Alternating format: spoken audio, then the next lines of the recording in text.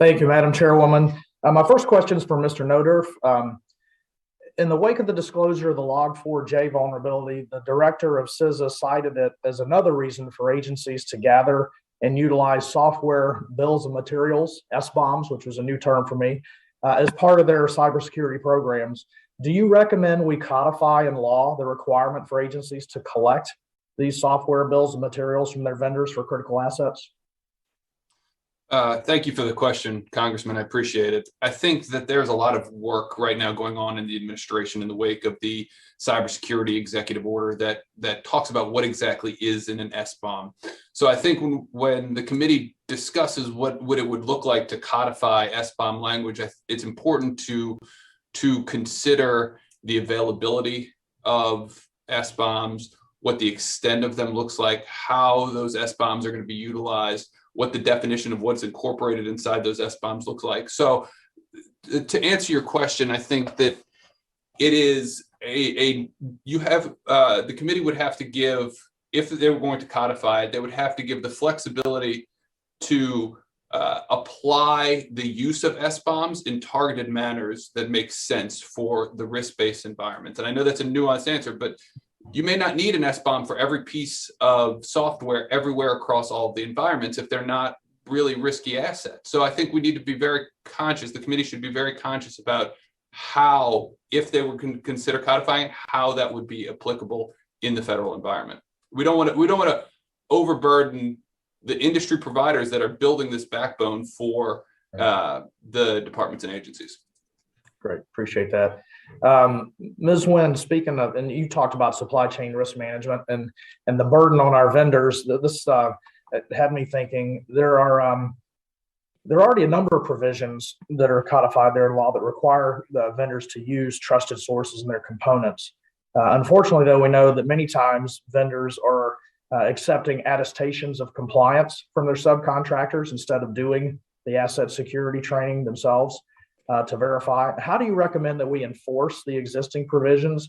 Are those necessary? Are they stringent enough? Are they over stringent on these vendors supplying assets to the federal agencies? Thank you for the question. I personally believe that you need to take very strong action with regard to supply chain risk and cybersecurity. This is, we have seen in the classified world, actual efforts to target various aspects of software by well-resourced nation states, and then they go after the software that the United States government and other government agencies use. And so if we take a strong stance and enforce against this and go further than attestation or accept attestation, and when your attestation is proven to be false, then maybe that's where you need to place some of your enforcement. Another thing, and then I'll give you your time back, is we also see that businesses may not always be very responsible in terms of the software that they hand back to the United States government and how to use it. And so we need to be able to ensure and set the stage that if you're going to provide services and software to the United States government, we need you to give us the best that you've got possible. And you've got to be responsible for the cyber threats that could come through that software. And what sort of teeth should we put in that, in your view? Well, you know, having been penalized as an individual through my schooling quite a bit, I preferred the lighter method first, right? Let's have the discussion with the principal to talk about the behaviors that were not acceptable in terms of that. And then a few times there needed to be some elevation both to parents, and then only got to detention, fortunately not suspension. And I do believe that the elevation and layering the amount of enforcement matters first, because sometimes people really do just make a mistake. Humans do make mistakes. And so maybe making it on a tiered level so that the repeat offenders are actually called out a lot more harshly. Great, thank you.